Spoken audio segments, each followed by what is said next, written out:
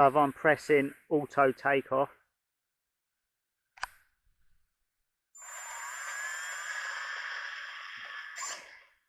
the rear motor doesn't spin and then the thing shuts down.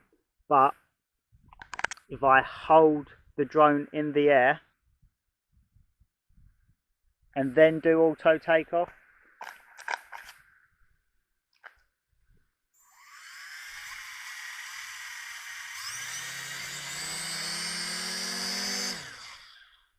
sometimes the motor starts to spin, other times it doesn't.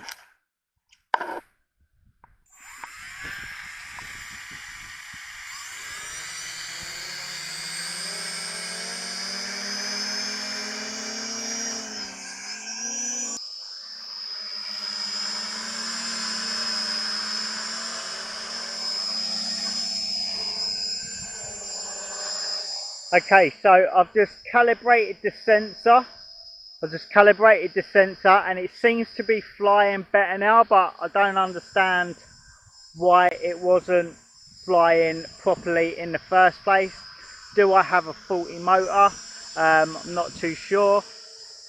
So we're going to actually try and land it and then see if it takes off again or not. So let's press auto land.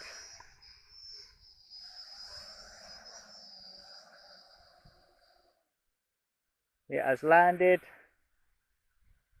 Motor's shut off. Put it on a flat surface.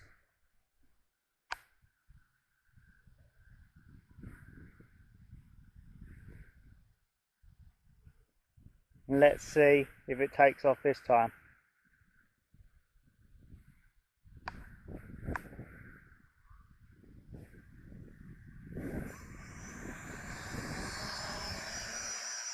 Okay, it seems to take off this time. So I'm not too sure what the issue was. Is it a motor problem? If it is, you could let me know, that'd be awesome. Appreciate that. Okay, thanks for watching.